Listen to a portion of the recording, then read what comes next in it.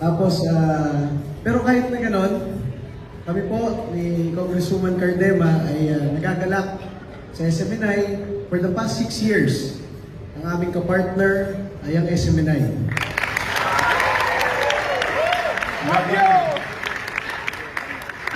Sa laban ng gobyerno, sa NPA, sa recruitment, youth recruitment ng NPA, ang aking kapartner sa NYC ay ang SMNI at ang Keepers Club International.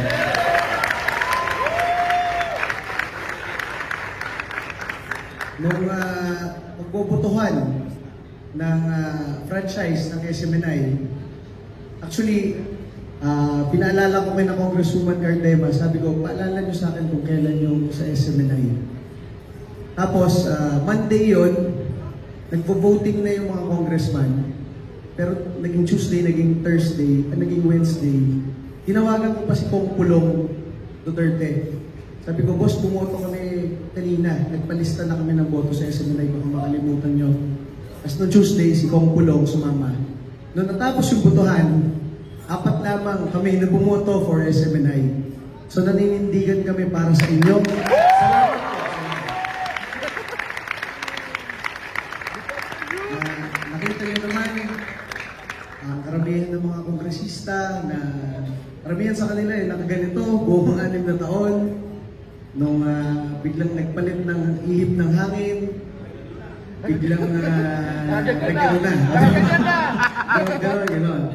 Alam nyo, sinasabihan kami sa Kongreso for the past 4 years, sinasabihan kami, Ronald, huwag nyo nang awayin yung mga magkaliwang grupo.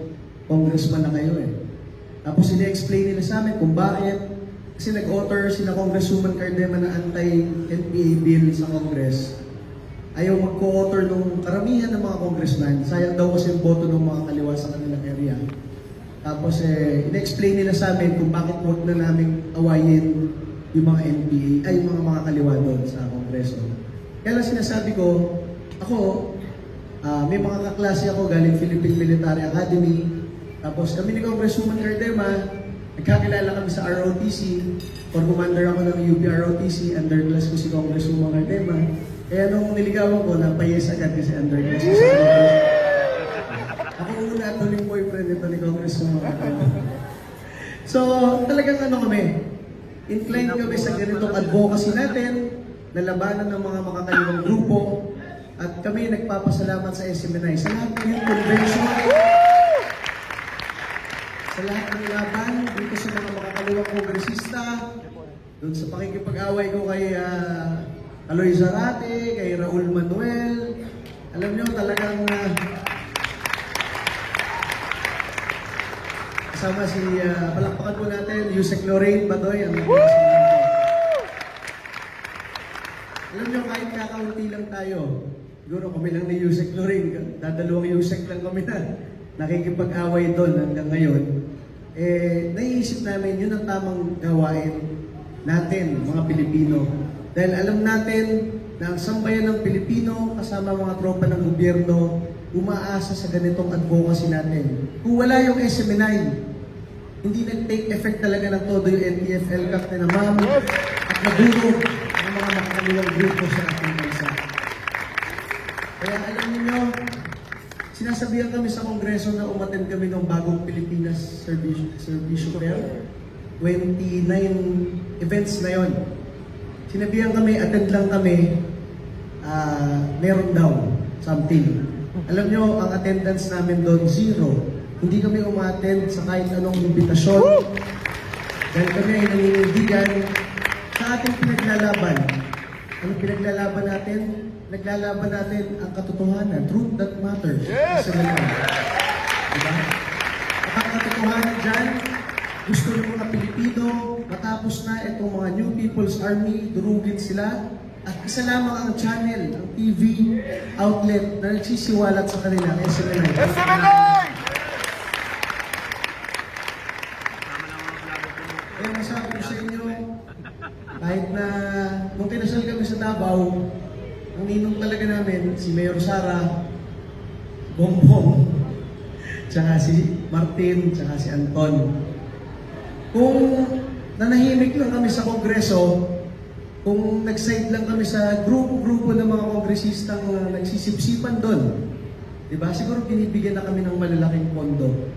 Kaya lang hindi namin matiis makita si Rodrigo Duterte na naglingkod ng maayos sa ating bansa. Ay iniiwanan natin yung ganun-ganun na lamang. Isang matandang Pilipino na nag-alay ng kanyang mga huling taon sa buhay para paglingkuran ang sambayan ng Pilipino, proteksyonan tayo lahat. At kayo, SMNI, kayo ang nagpakita nun sa sambayan ng Pilipino ng pagmamahal ng Pangulong Duterte sa ating bansa. Lastly, masabi ko sa inyo, sinamahan namin si Mayor Sara. Pinunta namin sa Congress nung natulog si Mayor Sara sa Congress. The following day, nagpunta siya sa St. Luke's. Sa isang maliit na kwarto, sa emergency room ng St. Luke's, nandun Senator Bato, nandun kami mag-asawa, nandun si Mayor VP Sara, nandun si Yusek Laika Lopez, and yung kapatid ni Yusek Laika Lopez. Ilang tayo? 6 sa isang maliit na kwarto. Biglang magulgul ng iyak si Mayor Sara sa tabi namin, na parang for 5 to 10 minutes humahagulgul ng iyak si ma'am. Tapos pipicturean ko sana, kaya lang na-realize ko is something na talagang sabi namin umiiyak si Sara Duterte na hindi na nakikita ng bansa. Tapos naisip namin, ganito na lamang yung ginawa sa atin lahat, sa SMNI, sa mga Duterte, sa amin, tinutol kami. At talagang nakita ko yung sabi ni Senator Bato, ginana niya si Mayor Sara, Inday, tatag lang, Vice President ka, madaming kumukuha ng lakas ng loob sa'yo, tatagan mo lang. So, tumigil si ma'am. Tapos na-realize ko, yun talaga ang tema ng ating 2024. Mula sa sabi ni Pastor Mibuloy, matatag lang, isang matatag na Pasko. At sa tingin ko tayo ang pinakamatatag dito sa Pilipinas. Kumukuha ng lakas ng loob ang mga Pilipino kay Pastor Mibuloy, sa SMNI, kay Yusek Lorraine, sa atin, sa Duterte Youth, kay Vice President Sara Duterte, at kay Pangulong Rodrigo Duterte. Kaya isang matatag na Pasko sa ating lahat, at sa susunod na taon, tayo magbibigay liwanag at katotohanan sa sambayan ng Pilipino. Muli po, maraming salamat po sa inyong lahat. Merry Christmas po.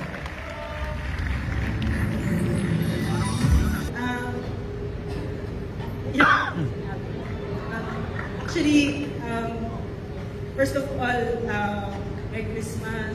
Merry Christmas, ma'am.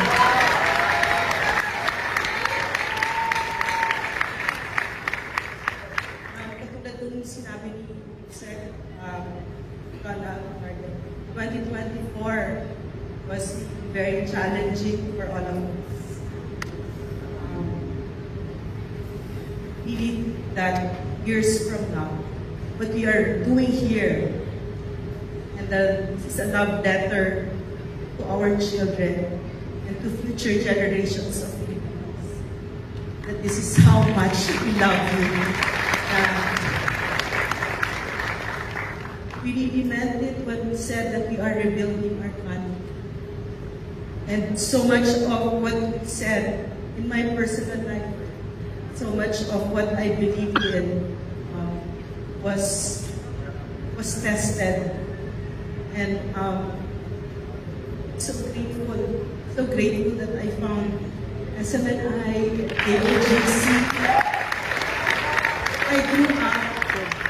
I grew up with a father who never stole from the Filipino people. I grew up with a father who served the Filipino people faithfully, courageously. And ko alam, lahat pala yun, planted pala yun. He never preached to us, my father, but he preached with his life. And I'm so fortunate that I found Pastor Kipadoy. And so fortunate that I found people who believe as I do, that walang presyo, walang price tag ang integridad at pagmamahal sa bayan. At can you imagine, I cannot imagine kung ako lang ito, makahirap. Pero kayo yung pinagkukuhaan ko ng tatag. Kayo yung, I'm so proud of you guys. I remember nung August, kailan ba yun yung siege ni Diwata? Kailan ba yun?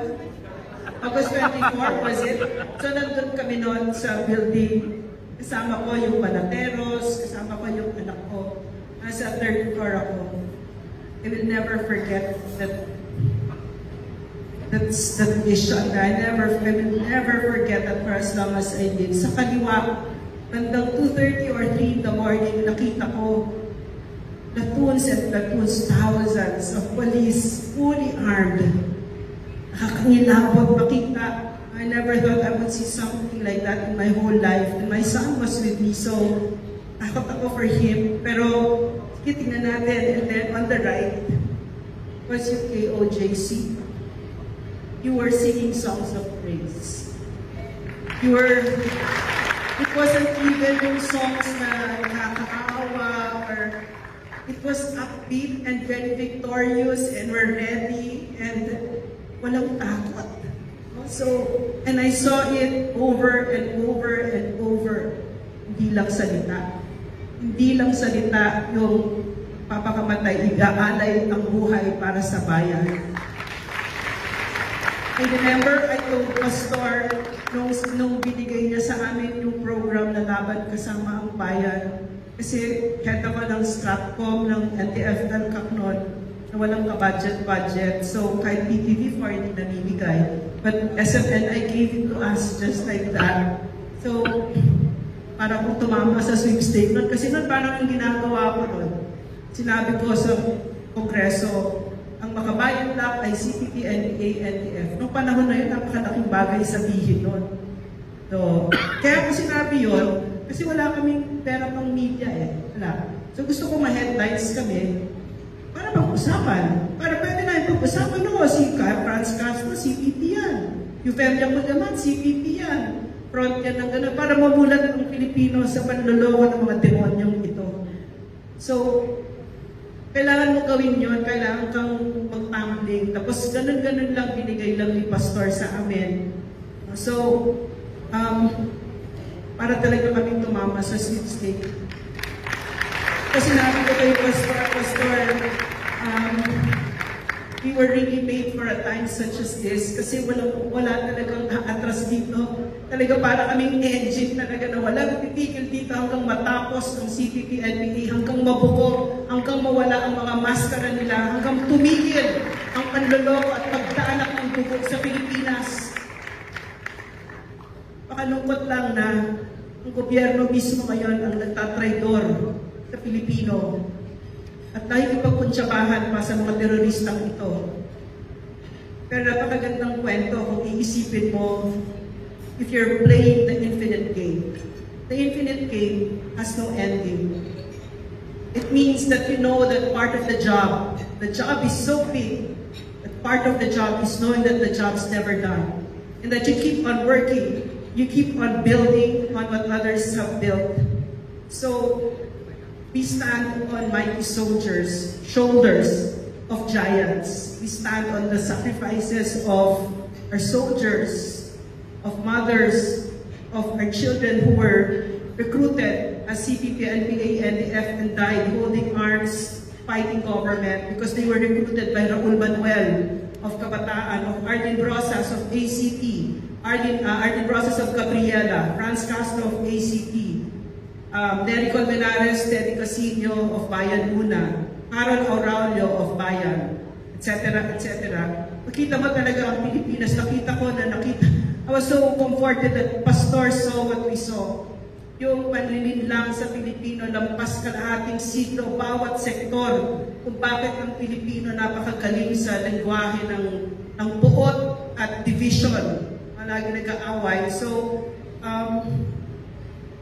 if you're like me, where you play the infinite game, where we know what we're doing, why we're doing this for our children, for future generations of